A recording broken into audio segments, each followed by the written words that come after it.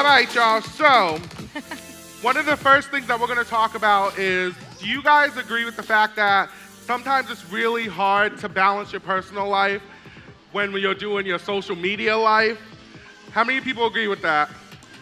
All right, a lot of us struggle with this. So what we're asking is, how do you guys find the time to balance your social media life with your personal life? He said, you go ahead and go. You go first, girl. What personal life? I don't know. No, I'm really lucky. I tend to date people that are really available because I'm very unavailable. I like how you went to dating. My girlfriend's awesome. I'm like, hey, babe, I'm in town. She's like, me too, because she never really leaves. So that's kind of how I balance it. Awesome. Is there a balance? Yeah. I think that we've gotten into not a career but a lifestyle. So strange enough, when we're on vacation, we're still doing stuff with hair, or we're going somewhere to shoot, or And the beautiful thing for me is my girlfriend's also a hairdresser, so there you go. I think keep it in the family, it works better. So yeah. She gets it. So yeah, but it is a struggle, and I think you have to find the time to definitely create the space to do social. Yeah. It's an important thing in what we do, and it drives a lot of it. And I think it's a different avenue for people to be able to grow up that ladder in the industry as well. So it's good. Right, awesome. What you guys Go think ahead, down Amanda. there? I find it really hard to balance social media and personal life, but I find the draft option on Instagram really helpful, because when I have a lot of free time at once, I'll just draft like 20 things in a row, and then I can just set an alarm for the best time of the day to post, and then I'd be done in 10 minutes. I never thought of that. I should try that. I really should. I love it. Yeah, I'm so random with We it. need to get our lives together. Yeah. I mean, Well. I don't even know. I don't really do a good job of balancing my life and my social media. So I took a month off recently, and so now I'm getting back into it, and I just plan on maybe posting a few times a day, and I'm going to try and post more while I'm behind the chair so people can see what I'm doing. So hopefully we'll see. Okay, I usually try and post in the morning and at night. When I post my post from the morning, I get my one set up for the night, and then I just enjoy my day. I have kids, I don't have time to sit on my phone. I try not to sit on my phone, so that's how I balance it. Yeah. Personally, I just add it into my work schedule. If you look at Instagram as a way to gain new clients, do it in between when somebody's processing. That would be my best suggestion. Yes. Definitely processing time is a time when I that's a great idea. try to make time for it, but I'm not the best with it. I'm super busy behind the chair, and when I'm done, I'm exhausted and my brain's a little fried. So I try to post once a day, 5 days a week. My weekend, I'm super lazy about it because I'm living my life. But living your best life. Living your best life. Living your best life. Hallelujah. with my cat. Yeah. For me personally, I don't post enough. My personal life comes first. Posting is a hobby, and it's after. We need to get away from So that. if I feel like it, I usually do it while I'm drinking a cup of coffee, and sometimes I'm up at 5 a.m. and I'm sure nobody sees it for a few hours, and that's okay. That's it. That's okay. That's it. For me, my personal life is my main interest right now. Yeah. So normally I'm active on social media when I have like a free moment or something like that, or waking up or before going to bed. That way I can really keep it under control, and that's not really overwhelming for me. Right. But yeah.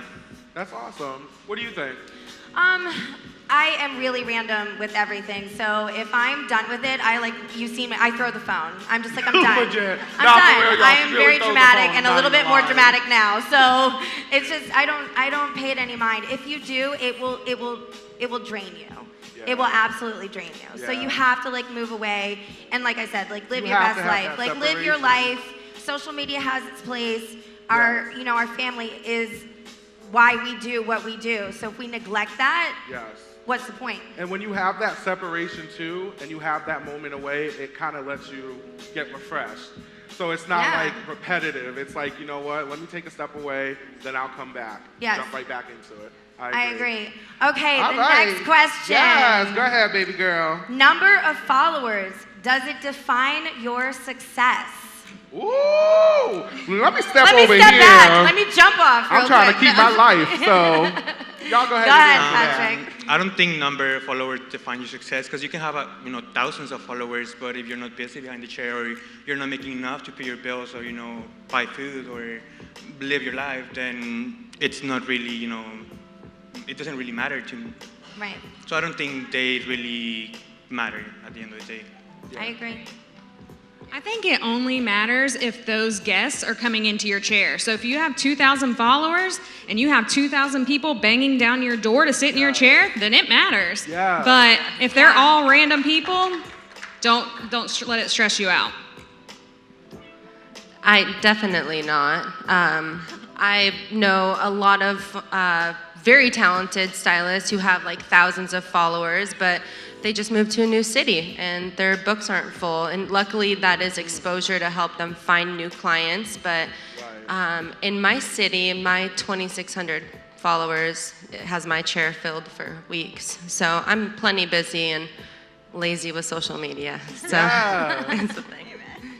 I used to think that follower count meant something, and now I'm averaging about 100 clients behind the chair a month. So I realized that it doesn't matter. The people of my community know who I am. They recognize me as a stylist, and that's what's important. I'm getting clients in my chair because they're following me. True. Nice. I'm right with Victoria right there. I care about being popular in my community with people, not just followers who don't, I care about my followers, don't get me wrong, but I don't care how many followers I have. It's more about how many clients I have. So as long as I'm booked, I'm happy. Nice. Go ahead, baby.